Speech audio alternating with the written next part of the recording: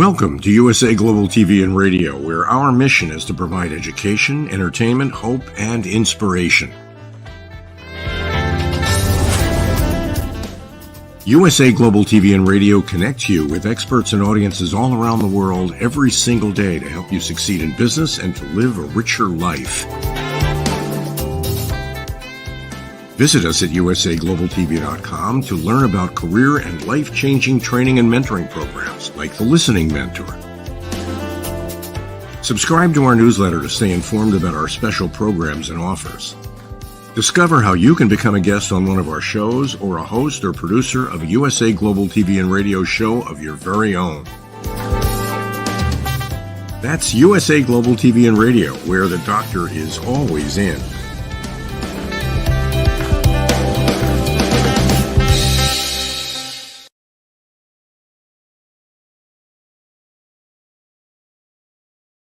Hello, welcome. We're super excited to have you here today on USA Global TV and Radio, where we are consistently so thrilled and humbled to be able to provide world-class education, hope, and inspiration. We do like to have some fun along the way as well, so buckle in because you're in for a great show today. I'm Dr. Jacalyn Kerbeck, and our show is the United Kingdom News and Culture, episode 95. Woo! That is outstanding. And of course, I'm not here alone. We have our panel, and I'm going to bring them out. There's certainly a lot of news here in the States about the royal family in the United Kingdom and The Crown on Netflix, season 6, I think it is. But let's wait and bring on the team. Joining us, she's been away for a week or two. Welcome back, DIANN FLOYD BOEHM. Hello. Hi, Dr. Jacalyn. It's great to be back with you. I missed you. I missed you too. How was your Thanksgiving, DIANN? We had 60 people show up. Amazing, right? Luckily, I have a brother who has 2.5 acres, so you didn't realize it was that many people. Well, I'm super happy for you. I'm sure there's a lot of great food, baking stories. Amazing. We're like the tale of two cities, 60 people and alone. We could do a reality TV show on it, but we'll wait until later for that. So let's bring on the rest of our panel. Last week, it was just Simon MacDonald and myself. And so let's welcome him and find out how he's doing. Hello, Simon. Hello, everyone. It's nice to see you back, Dan, and so on. So, yes, and belated happy Thanksgiving. I never got the chance to say that to you last week. Oh, thank you. Well, Simon, glad you guys held the show down. we just about managed to cope, I think, last week without you, but we were shedding a tear. We missed you. Yes, definitely. We've got another exciting topic you're going to review today, and also we missed last week Helena CHARD. She's back with us. Hello, Helena. Come on out. Helena.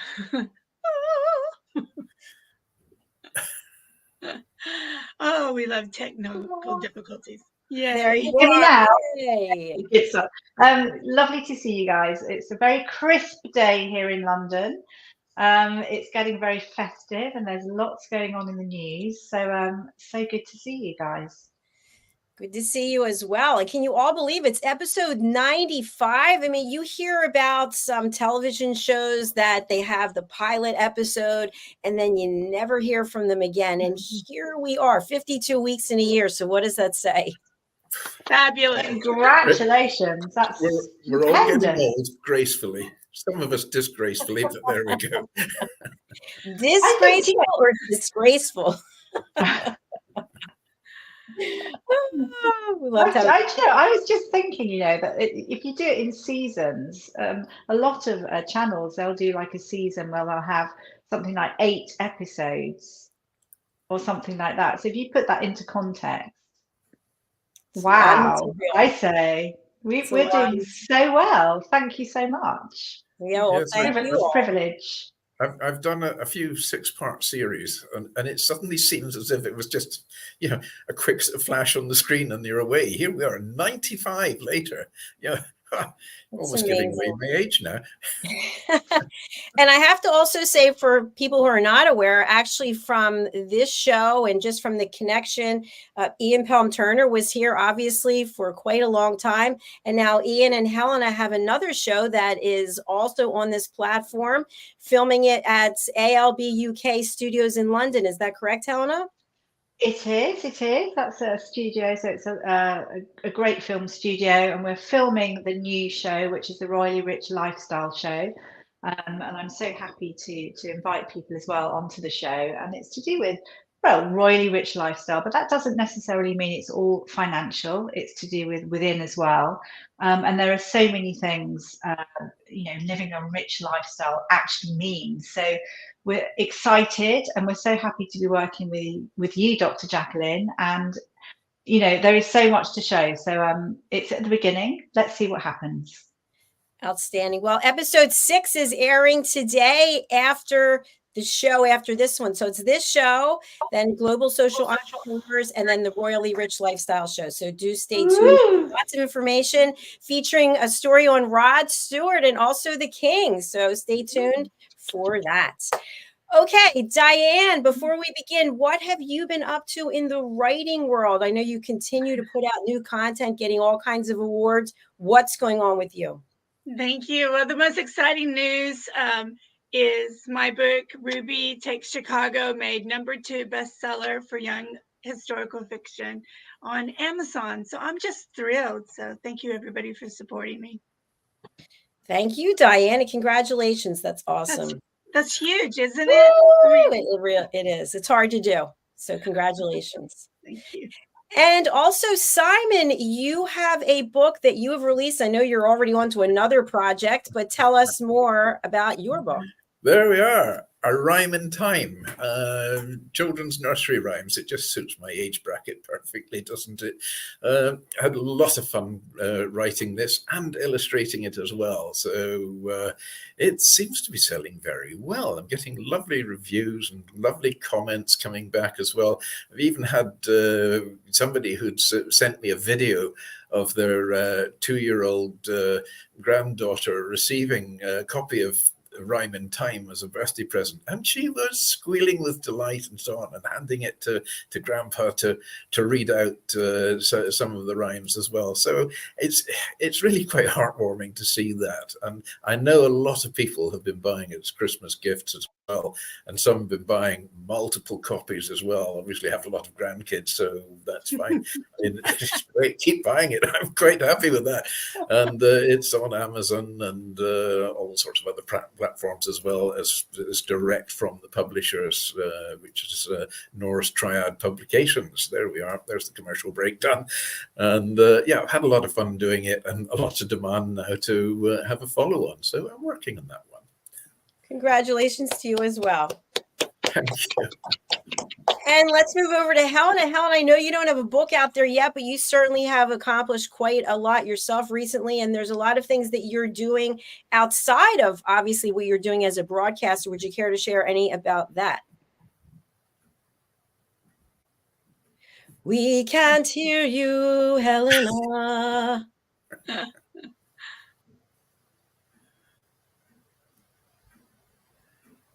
Oh. Well, technical difficulties. Well, as she's fixing the sound, I just want to say she is amazing at everything she does, from photography to film, interviewing people. And I'm sure, Dr. Jacalyn, you can add on to that. Can anyone hear me now? Yes. Welcome back, Helena. Yes. I'm now not going through my earbuds, so I will just, let's pray this continues. Great. Hear me? Good. Yes. So tell us a little bit about the work you're doing in addition to being an international broadcaster. Gosh, I do so many things, and in fact, sometimes I feel that sometimes by giving everything I do, it dilutes certain things. So I'm not going to talk about certain sides of me. I love creativity. I do lots in this field, but I'm very much into broadcast. I work with different channels, so different channels here in the UK and abroad, just as a case in point, Fox News has just contacted me about 5 minutes ago to ask my thoughts on The Crown, and various bits and pieces they've asked. But that's just it. So I'm like a talking head. I will go on to different shows. I will present certain things, and I do a huge amount of research. And I do know that DIANN understands how much research, how much time it takes to do good research. And believe me, a lot of my life is research. There's a huge amount more. I mean, I am a royal photographer. I endorse the royal family. I work alongside them and do events. And, you know, I could go on. But, hey, I don't want to dilute too much from what we're doing. And I really think that Jacalyn, your platform is fabulous, and I'm very much into the broadcast situation and being able to deliver authentic news. I think is what I'm interested in too, because there is a lot of situations now that the world in this 24/7 madness. There's so much. I don't know. We have to sort of sift through. I think news that's not quite authentic, which is really quite sad. And I think there's things, you know, there's libelous things that come across as well. So I don't know. We're in a funny world at the moment. But do you know what? I'm so happy to be here, happy to be with you guys, and, you know, so happy to also work towards joy, which is so, so important. Very well said, Helena. Thank you so much. You're right. There's a lot going on in the news, and I always take it with a grain of salt. I'm actually watching a documentary right now, which I'm not going to say what the title is, but I'm thinking, you know what, we're going to hear another side. We're going to hear one side. We're going to hear another side. Then maybe we'll hear what the real truth is. So I just would implore people to think about all sides of a situation instead of just going with whatever your first initiative is or thoughts are. Well said. Okay. Thank you. Thank you. All right. We're going to start off with Helena. Tell us about the news in the royal family. Okay, so I'm going to deliver a few bits and pieces of what's going on in the UK. It's a funny time, as I say, but it's a very royal time, as we know. So I think last week or the week prior, we've spoken about The Crown briefly, and I did watch The Crown. I think I've watched the first 2 episodes of Series 6. I've got to move on, and I was going to report back to you with my thoughts, which I will give. Very great cinematography, great actors. Personally, underwhelming for me, and actually quite morbid in a way. But it's not surprising really, because obviously characters, the late Princess Diana, Al-Fayed, etc., that they're no longer with us, but my heart really goes out to William and Harry, and in fact the whole royal family. And again, this whole situation where the world is allowed to free speech, etc., allowed to do what they want. And I really wouldn't like to be a royal myself, because William and Harry to watch the late Princess Diana, who is Elizabeth Debicki, who's fabulous in this. I mean, goodness me, that is a lot to contend with. So I just wanted to be able to express my thoughts on that. Elizabeth Debicki, actually, who plays Princess Diana, fabulous. Oh my goodness, so good. And what's happened, I feel, is it's almost like Princess Diana, she's still with us. You know, has she ever gone? We know she has really, but she's always here. She's always around us. Her legacy is huge, but the Crown really has pushed this along. And the one thing I've been thinking of is all the things that, you know, her clothes and all the sparkle that she really gave to the world. And I know recently I was reading about the late Princess Diana. Her 1981 engagement portrait blouse, which is absolutely beautiful, that is in auction with Julian's auction. And it's going to go for something like minimum 79,000 UK. So we're looking at, you know, probably up to, but it wouldn't surprise me if it goes for more than $100,000. And this is the pink crepe blouse. I don't know if people remember it. It's got like a little ruff, really pretty. I'd love it, but for that money, I couldn't get that. But the picture that I remember, the late royal photographer Lord Snowdon took a fabulous picture of Princess Diana. I haven't got that, but it was on the front of Vogue magazine in 1981, and the blouse was created by the designers David and Elizabeth Emanuel. They're quite famous, and probably people will know that they then, because Diana was so happy with the blouse, she then commissioned them to actually design her wedding gown, which was silk and it was very ornate, very puffy, a little bit creased on the day, but yeah, really, really beautiful. And I think there's a lovely picture of her wearing the blouse, but I couldn't get that signed off. But it's just amazing how alive she feels, which is strange. And I just do wonder, and my heart goes out, as I say, to William and to Harry. I think one of the things as well that we've heard recently is, which I think is not true, I have to say, is that the Princess of Wales and Meghan were actually told by their husbands to wear things that sort of emulated the late Princess Diana.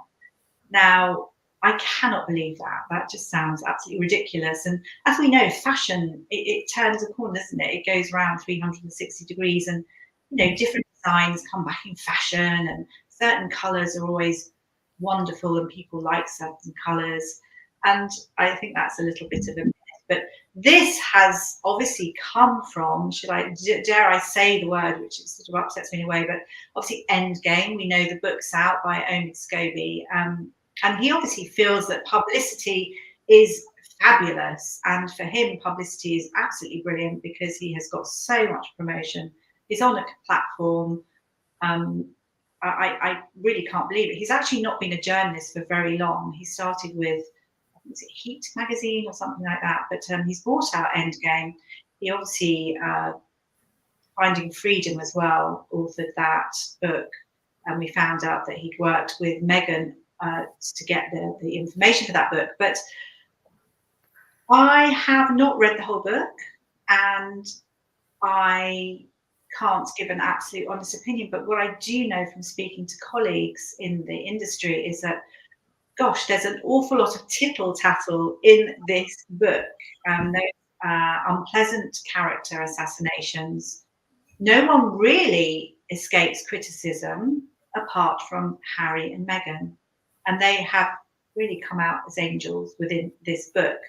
So there's lots of rehashed bits. There's bits that are incorrect. Things that have been said like 40 years ago, sort of creeping into the book, because the book's obviously sensationalized.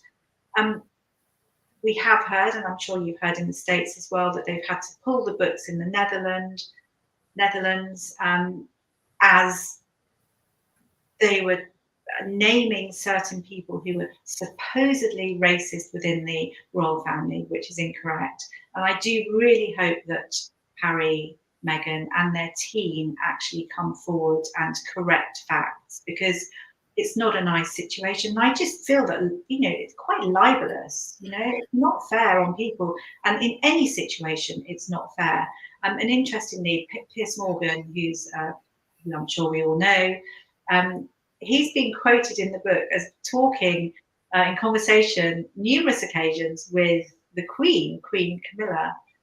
He absolutely categorically says he has never spoken to Camilla. So we're all in this situation where no one really wants to take sides. We want fact, but we're in this society now, and it worries me because libelous situations, it causes a lot of upsets. And of course, I love our monarchy, and it's not fair when people try to bring certain things down, and it can be like that for brands as well. It only takes one comment, and an awful lot of work doing good can be sort of like flattened. Moving on to another royal situation. So a variety of royals in this situation. So the Prince and Princess of Wales, they are going to be enjoying a double date in 2 days. So I'm really looking forward to this. Now, the double date is with Sweden's Crown Princess Victoria and Prince Daniel.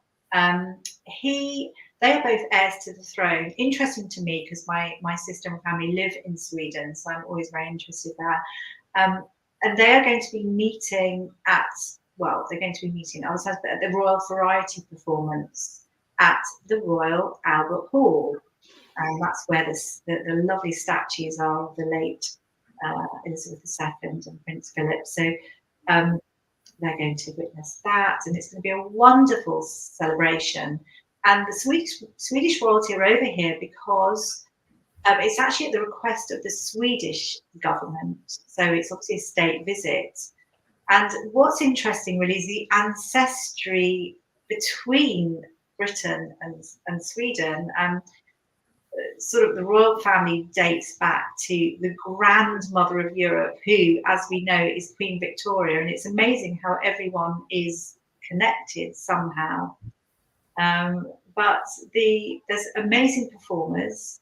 And in fact, I was at an event at the Palladium a few days ago, and a few of the performers are going to be performing there. So I was quite interested in that. But the performers are set to dazzle the royals. There's going to be singers, actors, dancers, and obviously a meet and greet as well. And the first event originally happened in 1912, and then yearly from 1957. And it's an event. It slightly reminds me of Janetta Barry, because she's doing a similar thing as well in raising money. But it's in aid of the Royal Variety charity, which is a fabulous charity, and it aids members of the entertainment business and also the arts industry, and it gives grants. So it's going to be a really good, fun time by all. But I'm always interested in how people are connected. So I'm really interested in the whole grandmother of Europe scenario, Queen Victoria. I think it's the King of Sweden and the late Queen Elizabeth are related in that way. I don't know. I'm not very good as well with that. But I just think this is the late. No, I'm not going to say. But I'm going to look it up further. But I find it fascinating, absolutely fascinating. So looking forward to that. That's going to be televised everywhere. Quickly moving on, our Prime Minister. Yes. Now this is a picture of the Prince and Princess of Wales. This is not a recent one, obviously. This is, I think, 21. That was the last one, and that took place at the Palladium. Majority of them do take place at the Palladium. Beautiful picture, actually. I really like that picture. Thank you, Jacalyn. Moving on, Prime Minister is embroiled in an ugly diplomatic row. Just quickly, so this is with Greece, and it's over the ownership of the Elgin marbles. Now, these are stone sculptures, and they are in the British Museum. So the British Museum houses them. And it's a collection of, thank you, of ancient Greek sculptures. They were made approximately 2,000 years ago and in Athens, but they were removed by agents of Thomas Bruce VII, the Earl of Elgin, and Britain gave permission to take them. Apparently they were given permission to take them in 1816. So, and it's caused a lot of a problem in the sense that Greece was meeting with Rishi Sunak, our Prime Minister, and he cancelled this meeting. Now, the meeting was brilliant. It was all to do with, immigration, trade, foreign policy. They're our ally, Greece, and Rishi cancelled it because obviously they said they were going to bring up about the sculptures, and the law states that they have to stay here in the British Museum. I don't know. It's a really long story. It backdates so far. I'm very mixed about it. But the sad thing is, it's the relationship between the two countries, and obviously we need things to be good, especially at this time. And I think that Greece sort of feel it's a little bit disrespectful to cancel the meeting. But I always say it's always good to talk. So even if they were bringing up about wanting to get the sculptures back in Greece, don't cancel things, just talk things out. Mediation, I think, it's always a good thing. And so that's an interesting bit of history. I will move on to the golden toilet. Now we had four gentlemen in court, and to do with the theft of a golden toilet. Now this is an 18-carat toilet, 4.8 million, which suddenly disappeared from Blenheim Palace in 2019. Why anyone would want to do that and why they would think they would not be found out is quite something. But anyway, they have been in court. They are on unconditional bail. And that's the golden toilet. Yay! Can you believe it? I mean, they literally had, I don't know, chainsaws and just hacked it off and then ran off with it. I don't know. Anyway, that's the toilet flushing in recognition. No kidding. No, you just said, The royal flush. Absolutely, the royal flush. Love that. And I think I'm going to move on to, just quickly, after the golden toilet, I'm going to move on to the golden couple, Sue and Jeff Vaughan. Now, wonderful couple that live in Manchester, and they have accidentally gone completely viral. They are pensioners, living their best life. They love traveling. This is Jeff. I couldn't get a picture of the wife, Sue, but such a funny couple. They decided they wanted to do sort of a version of sending to their grandchildren postcards. And they have done these wonderful little videos that they sent through to their grandchildren. And they'd get ready, they'd on cruises or in different areas, they'd get dressed up. And in the evening, they do their little videos and send them off to the grandchildren. Bearing in mind the age, they're elderly, but such fun. And the grandchildren, one of the grandchildren sent it out on TikTok. And now they have this huge following. And everyone loves them. Everyone wants to adopt them. Everyone wants them to have their own TV series and possibly even present on This Morning. But I wanted to bring it up because they are of a certain age, but they are such fun. And we have a real loneliness crisis here in the UK and everywhere. But there are so many elderly people too who are really living their best life, as I said. And I think I need to stop there because I've probably been going on forever. Thank you very much. Thank you, Helena. That was great. Outstanding. And thanks for sharing your thoughts about The Crown as well. Yeah. I do. I'll watch it a little bit more, but it just makes me feel sad. It really does. I think there's a blur between reality and fiction, and the synergy between Obi-Wan Kenobi, as I call him, and the new book. It's a lot. People are allowed to do too much, I feel, these days. There has to be some accountability because it does a lot of damage to people, and it makes me sad. I agree. Yeah, just a quick takeaway, then we'll go over to Simon, is I've watched it and there were many times I thought, how did they know that? Who corroborated that? Who said that's even true? And so I do think some of it is fictionalized and it's made for a good story, but it doesn't necessarily mean that it's true. So I kind of, after I watched the last episode that I watched, I thought, yeah, I'm not believing it. I don't know. So yeah, so they're my thoughts. Anything else you want to share before we go to Simon and hear his presentation for today, DIANN? I just thought everything that you had to say, Helen, it was amazing, but I can't imagine that anyone would steal a toilet, even if it's gold.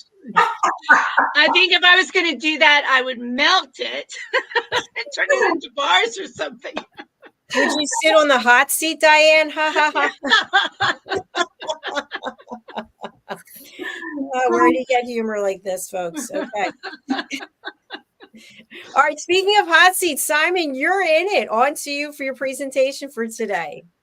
Well, interestingly enough, a lovely link from that last piece about the royal flush and the toilet, because the last few weeks I've been doing pieces on famous ships, in particular with John Brown Shipyard and the Clyde.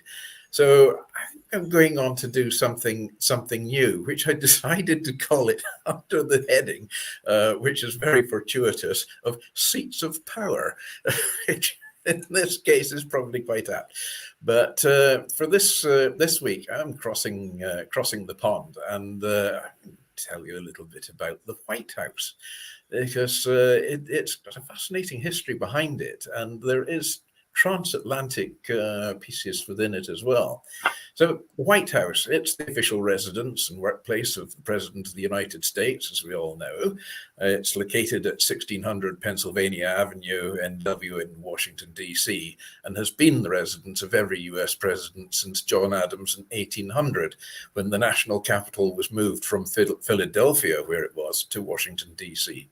The residence was designed by Irish-born architect James Hoban in the neoclassical style, and Hoban modelled the building on Leinster House in Dublin, which is a building which today houses the Irish legislature or parliament or assembly, whatever you want to call. And construction, it took place between 1792 and 1800 with an exterior of white painted Aquia Creek sandstone. Now, when Thomas Jefferson moved into the house in 1801, he and architect Benjamin Harry Latrobe added low colonnades onto each wing to conceal what were then stables and storage. So in 1814, the mansion was set ablaze by British forces in the burning of Washington. And we really made a mess in those days, I think, including the Elgin marbles. So, and it was destroyed the interior and charring much of the exterior. The reconstruction began almost immediately, and President James Monroe then moved into the partially reconstructed executive residence in October 1817. Exterior construction continued with the addition of the semicircular south portico in 1824 and the north portico in 1829. But because of crowding within the executive mansion itself, President Theodore Roosevelt had all work offices relocated to the newly constructed West Wing in 1901. 8 years later, in 1909, President William Howard Taft expanded the West Wing and created the first Oval Office. In the executive residence, the third floor attic was converted to living quarters, and that was in 1927, by augmenting the existing hip roof with long shed dormers. A newly constructed East Wing was used as a reception area for social events, and Jefferson's colonnades connected the new wings. The East Wing alterations were completed in 1946, creating additional office space. So by 1948, the residence's load-bearing walls and wood beams were found to be close to failure.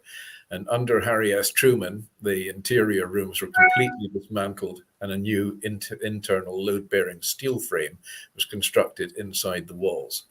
And on the exterior, the Truman balcony was added, and once the structural work was completed, the interior rooms were then rebuilt. The present-day White House complex excludes the executive residence in the West Wing and in the East Wing, the Eisenhower Executive Office Building, which served previously as the State Department and other departments, and Blair House as a guest residence. The executive residence is made up of 6 stories, the ground floor, state floor, second floor, and the third floor, and a 2-story basement as well.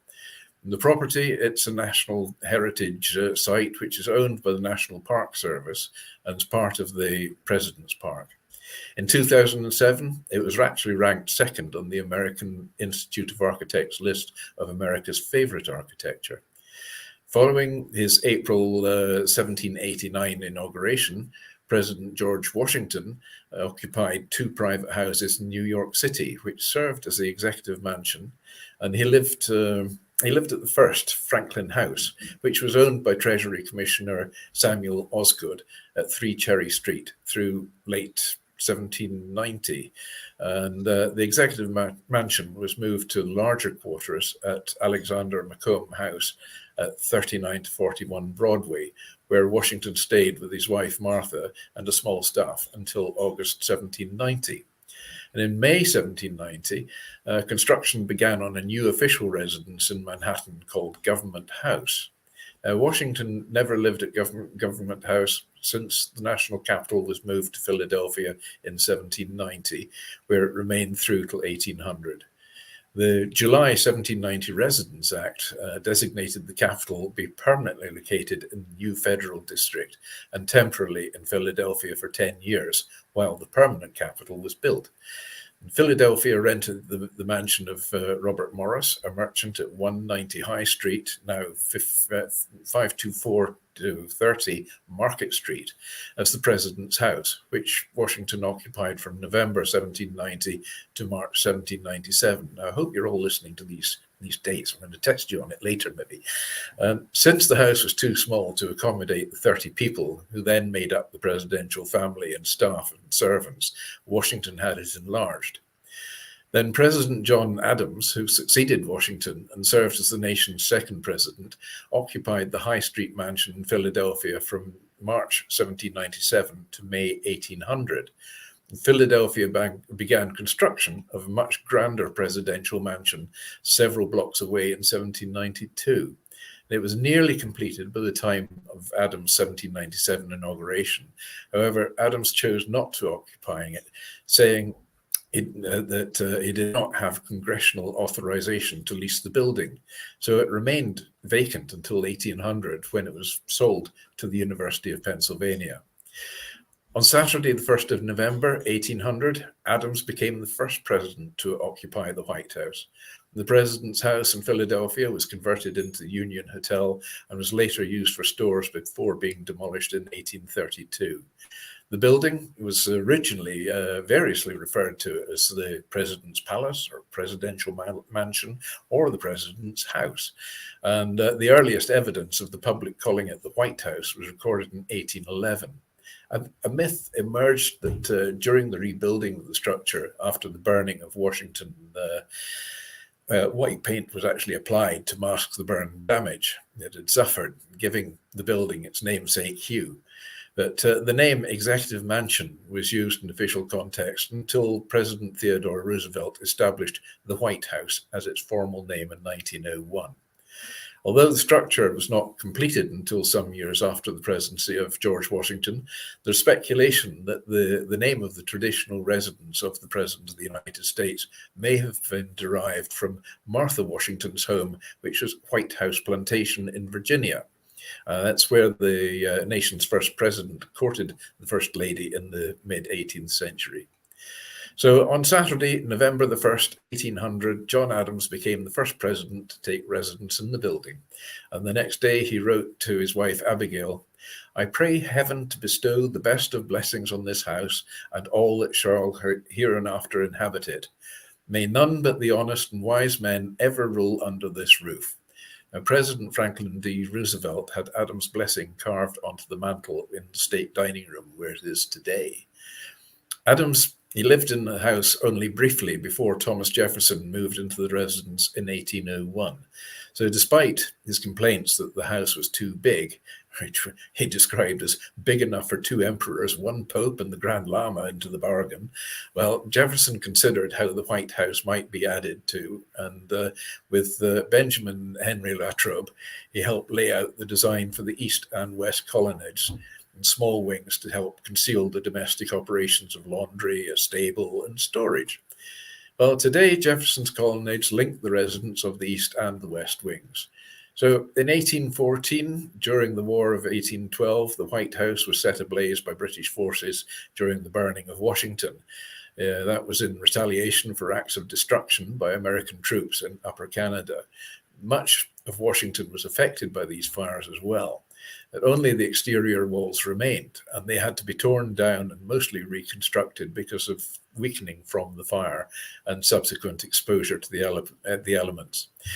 Of the numerous objects taken from the White House when it was sacked by the British, only 3 have ever been recovered.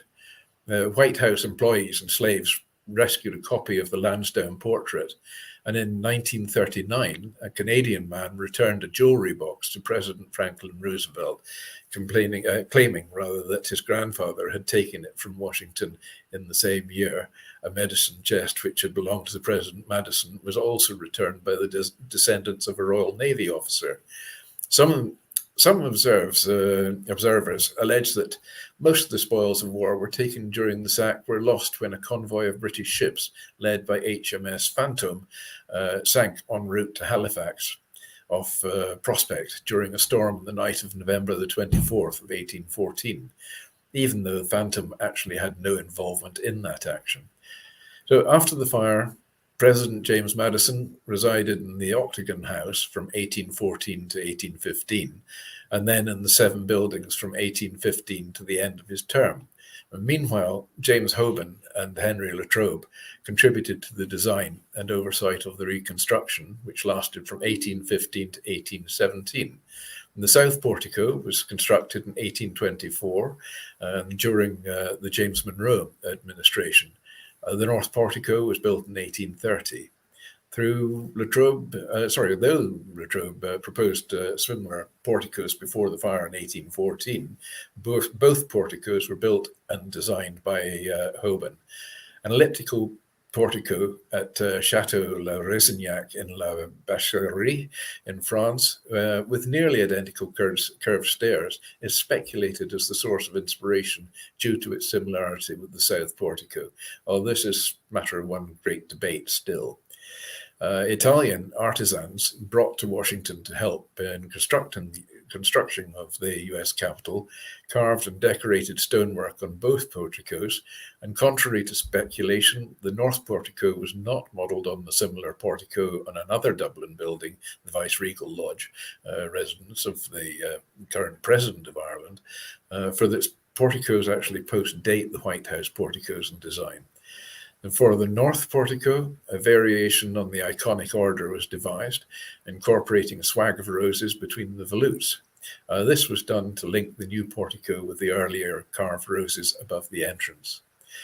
Decades of poor maintenance took a great toll on the brick and sandstone structure built around the timber frame, and by 1948 the house was actually declared to be in imminent danger of collapse, forcing President Truman to commission a reconstruction and to live across the street at Blair House from 1949 to 1951.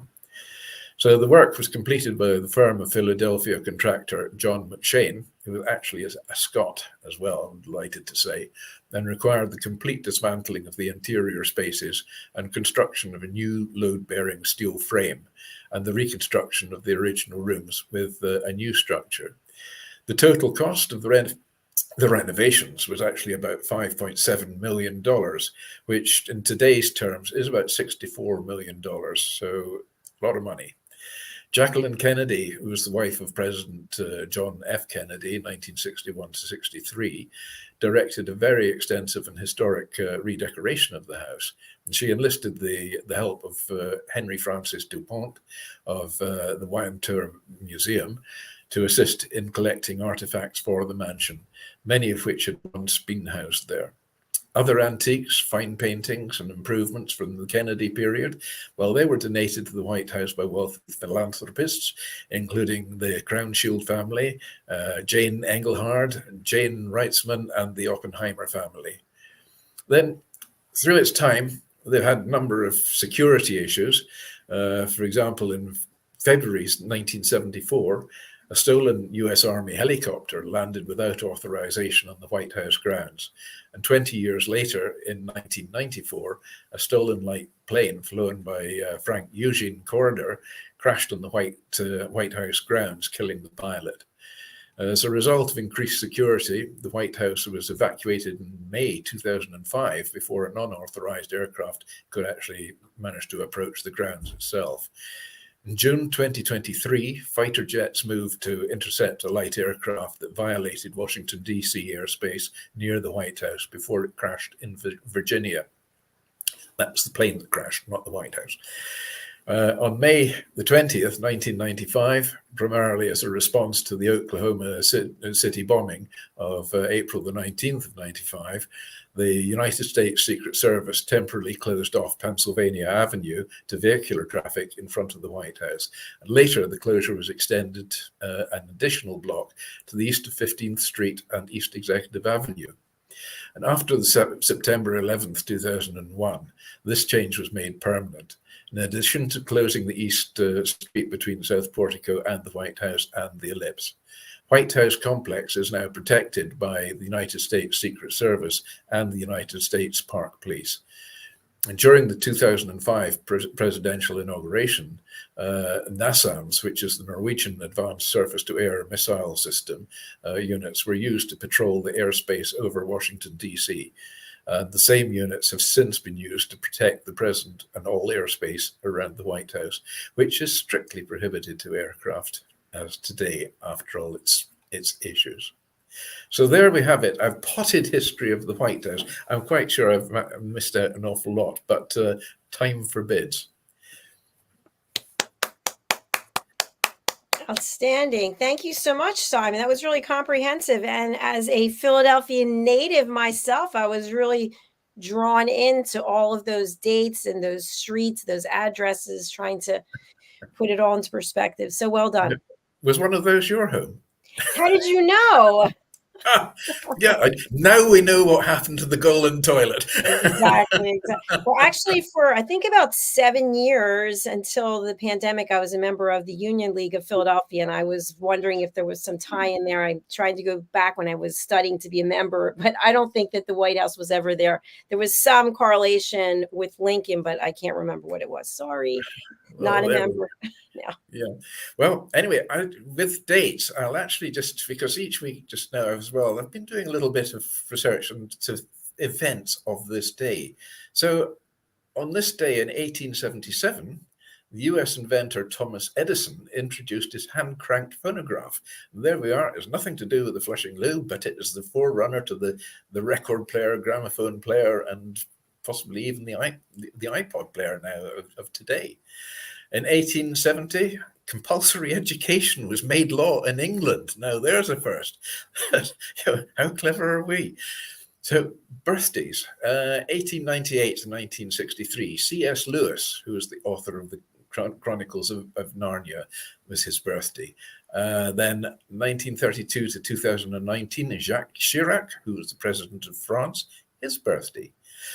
Deaths, well, sad ones are, but still there they are. 1929 to 1975, Graham Hill, Formula One world champion, sadly died in a plane crash.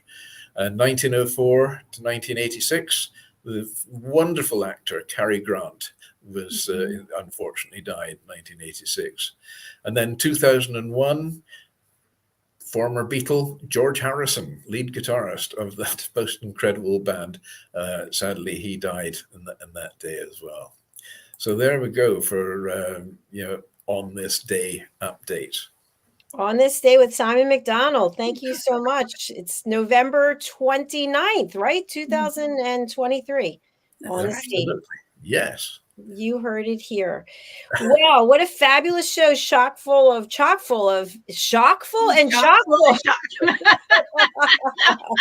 Another royal flush is being had. Exactly. That went down the pan, didn't it? Yes, it did. Well, that was fun. And I just, as always, thank you so much for the preparation and for all of the passion and commitment and conviction that you put into it, all three of you. So I appreciate you. We love it. We love this show. I keep saying each week, it's like a family. It's just a family reunion every week as well. And Diane, we really missed you this last week or two as well. So welcome home. And Helena, missed you the other week as well. I had to prattle on for nearly an hour. Don't do it again. He's like, don't leave me with Dr. Jacalyn. I can't take anymore. I just want to say, Simon, wow, I learned so much about my own White House. And my husband being a former diplomat, I'd been in the White House on several occasions. And, of course, not into all those rooms. But, wow, you did an incredible job.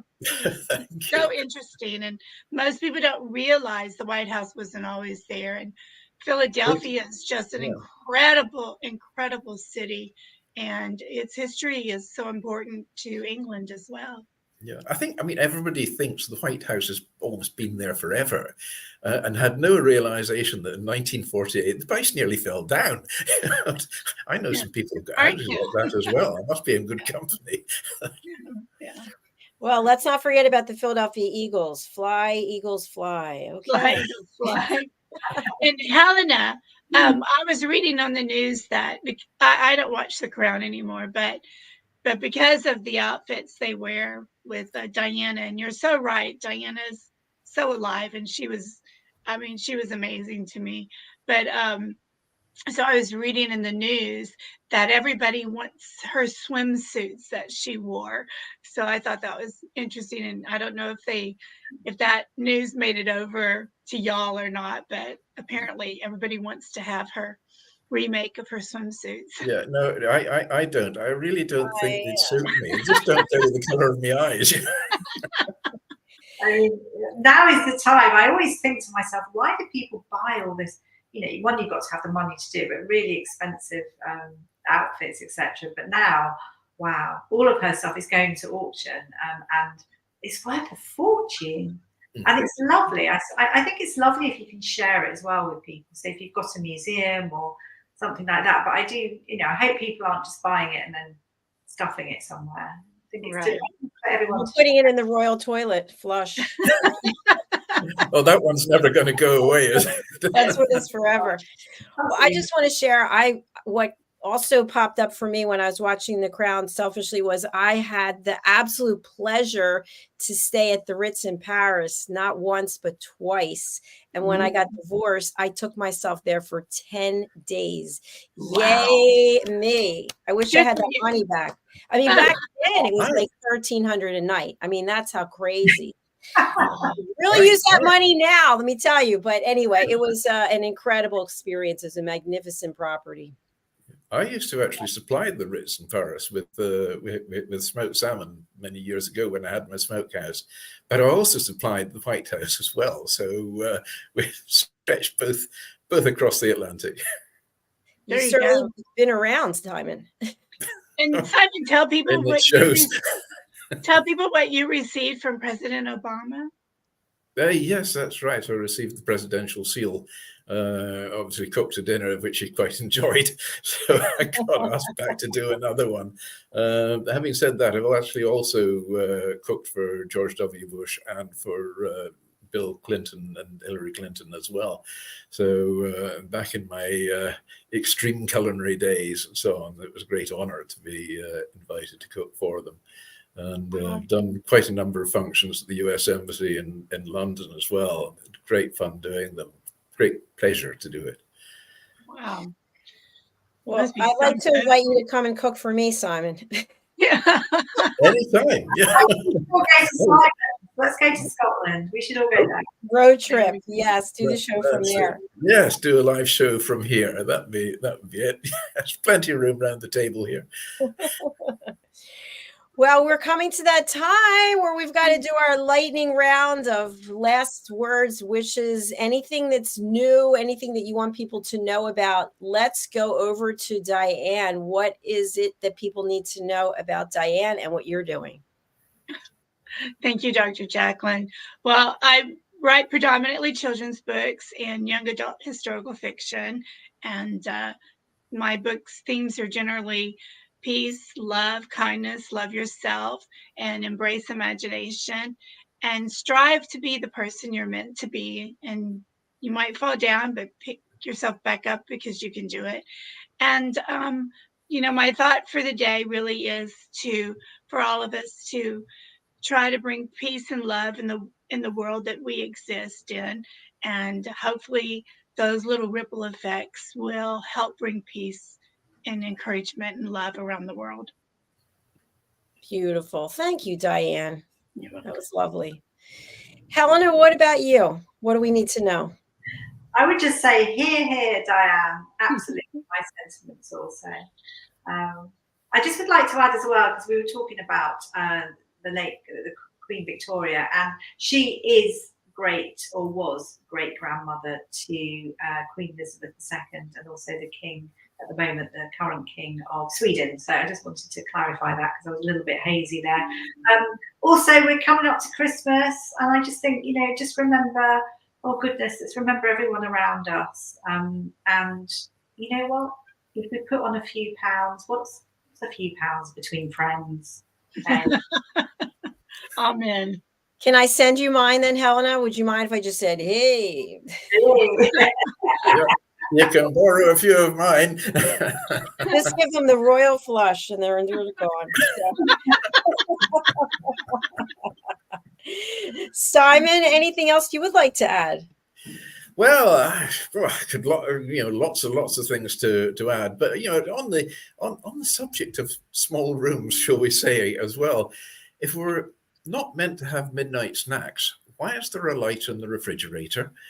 I love that. That's really good. I don't know. What is the answer to that? Yeah, well, there we are. There's got to be an answer to that one somewhere. So I can find that piece of pie. Oh my gosh. I think I told you I've been doing intermittent fasting, so I typically don't eat after 2 o'clock. And what I have to share with you, I think I just finished day 20. And in that time period, I fasted one time for 40 and a half hours and another time for 21 and a half hours. And I've lost, this is a big donut. It is a 0, no weight, 0 weight. But I'm doing it to reset my immune system. So we'll see what happens. Well, put it this way, you didn't put anything positively. You didn't put any weight on. No, I guess that's true. But I gave up a lot. So, we always want everything to be commensurative, and it's really not. So my intermittent fasting happens while I'm sleeping. That's good. You get 8 hours of sleep or less than that? 8 hours, and then I wake up and I chow down, and then I don't stop chowing until it's time to go to sleep. Wow, I like your plan better than mine, Diane. It sounds much more rewarding. Yeah, but my intermittent fasting ended at the end of lunch today, but it will begin again in a few minutes. So, and you always have that beautiful decanter behind you. How's that doing? It always looks like it's at the same level. Let's take a look. Is it real, Simon? Is there anything really in there, or is it is it fake? I had to goad him into this one. Yeah, of course. There we are. No, all right. It's real. So do you actually pour from that decanter, or do you keep it filled at a certain level? No, I mean, it's port. So you've got to use port, otherwise it will over oxidize and it'll taste awful. So yes, I enjoy a glass of port now and again. So it's real. And also, I cook with port quite a bit as well. Port, you can make the most wonderful sauces using port. In particular, now we're in the festive season. We've got Thanksgiving, and then we've got Christmas coming up now as well. I mean, the turkeys really get a pasting at this time of the year.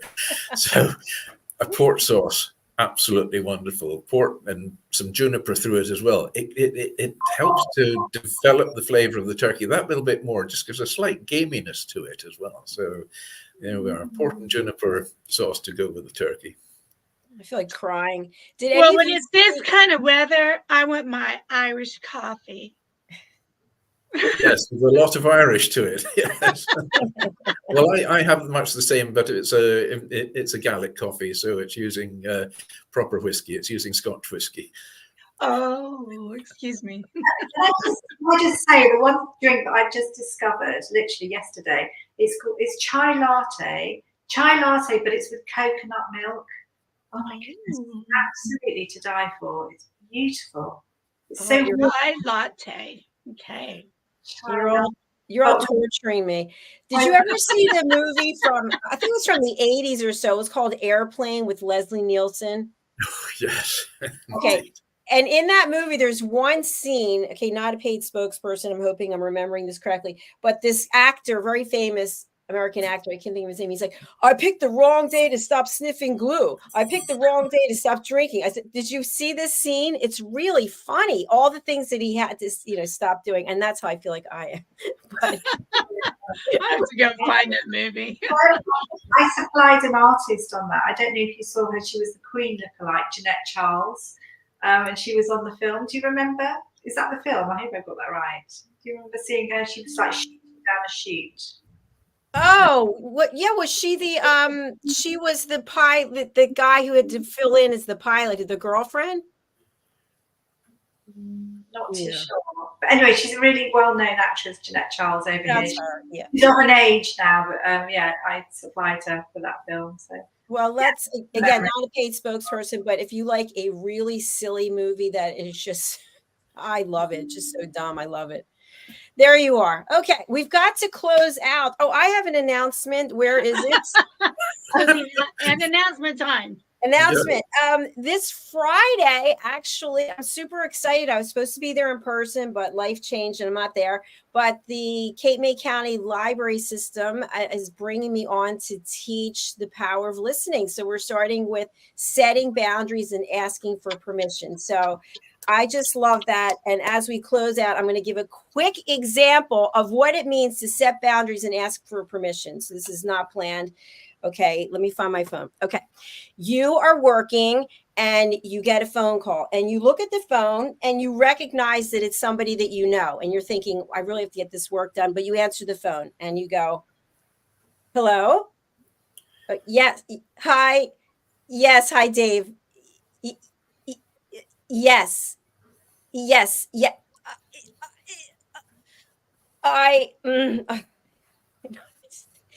Dave, Dave, I can't talk to you right now, Dave. I'm working.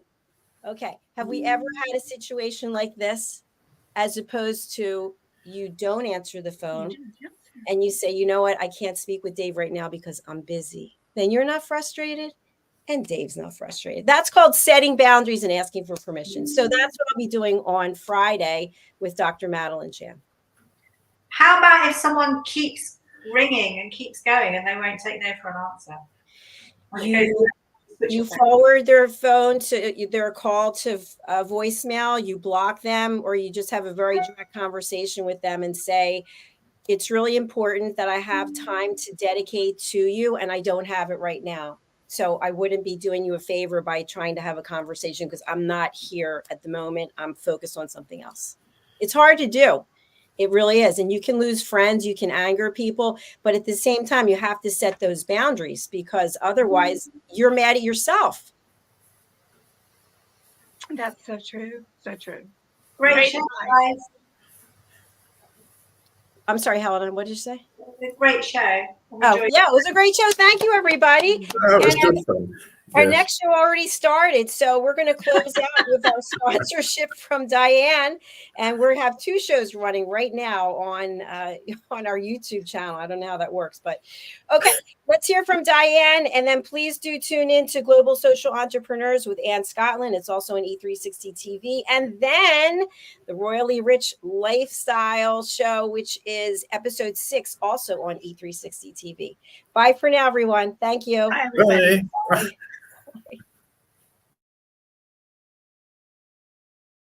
Hello, I'm children's author Diane Floyd BOEHM, and I am co-host for several of the USA Global TV and radio shows. I joined because of the purpose of the USA Global TV and radio. They provide content for the viewers and listeners, an opportunity for people around the world to have their own show or even be a guest on an existing show. We truly believe in helping others get their positive message out to the world. We also have the opportunity for the listeners. You can watch on several platforms, and on YouTube, you can ask questions and even give a comment. We absolutely love it. I love being part of the USA Global TV and radio because I love positive messages, and who doesn't? And we need more of that in the world. We are a family, and we hope you will join us and become part of the family too.